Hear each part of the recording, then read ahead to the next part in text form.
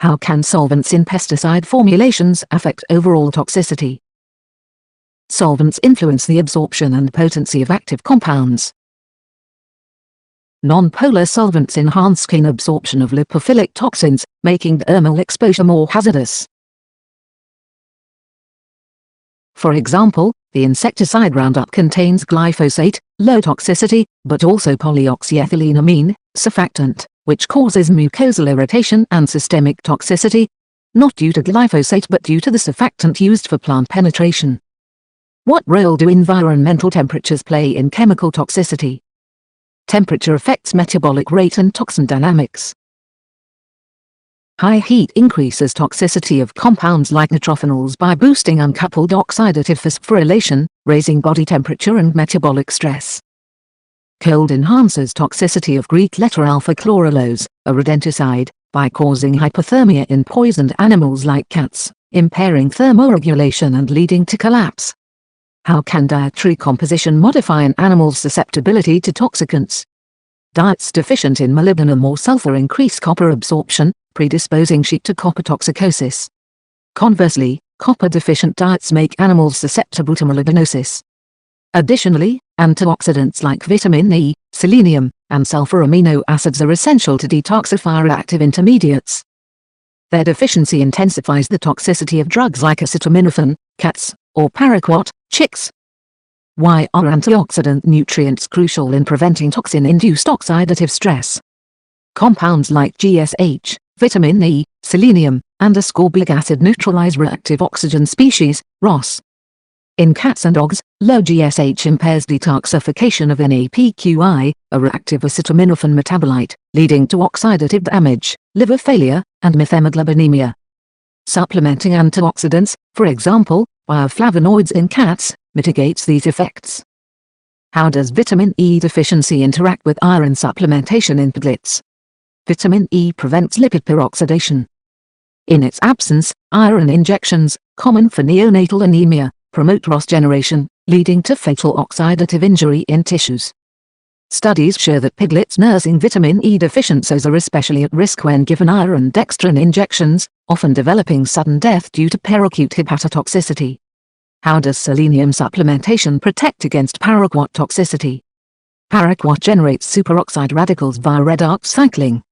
Selenium, as a cofactor of glutathione peroxidase, helps neutralize these ROS. Chicks supplemented with selenium showed reduced paraquat lethality, demonstrating the antioxidant's protective role in oxidative stress-linked toxicities. Why is the route of exposure important in toxicology? Different routes yield varying absorption rates. Oral exposure often undergoes first-pass liver metabolism, reducing bioavailability. Parenteral, for example, IV, IM, exposure bypasses this, causing faster and more intense effects. For example, pyrethrins are almost harmless when ingested due to gut hydrolysis, but toxic if applied thermally in cats or absorbed via gills in fish, trout LD. 5.2 gl. How does first-pass metabolism influence the effect of ingested toxins? First-pass metabolism can deactivate toxicants in the liver or gut. For instance, oral pyrethrin undergoes gut esterases and liver CYP detoxification in mammals, leading to low systemic availability. This is why oral LD in rats is high, unlike fish who lack similar detoxifying systems and suffer toxicity at microgram levels. What are enzyme inducers and how do they alter toxicant metabolism? Enzyme inducers, for example, phenobarbital, organochlorines, are pregulate CYPs and conjugation enzymes, enhancing detoxification.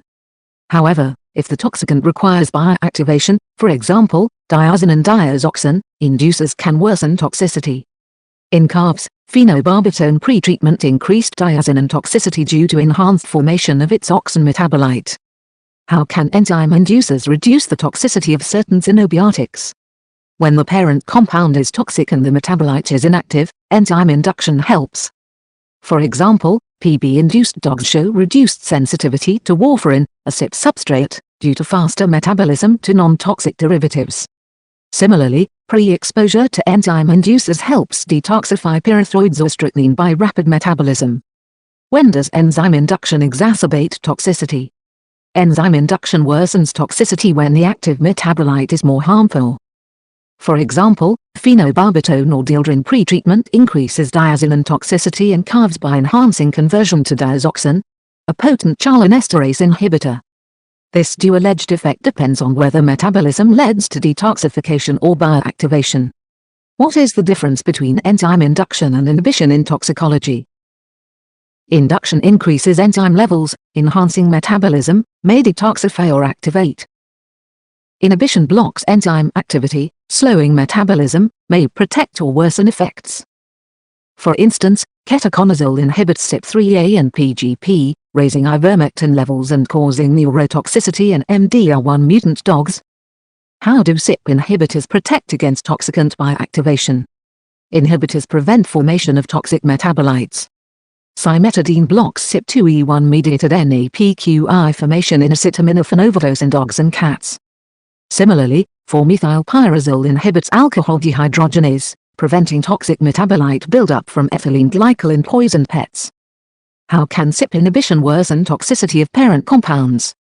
When the toxic effect comes from the parent compound, not a metabolite, inhibition delays clearance, causing buildup. For example, co-administration of CYP3A inhibitors, sciamulin, erythromycin, with monensin leads to monensin accumulation, resulting in cardiotoxicity and myopathy in pigs or chickens. What is metabolic intermediate complex formation and its significance? Some drugs form stable complexes with CYP enzymes, particularly CYP3A, leading to long-term inhibition. Sciamulin and macrolides, for example, erythromycin, bind CYP3A, reducing its turnover. This results in delayed clearance of other drugs like monensin, increasing toxicity risk. What role does P-glycoprotein modulation play in toxicity? PGP prevents drug entry into sensitive sites, for example, brain.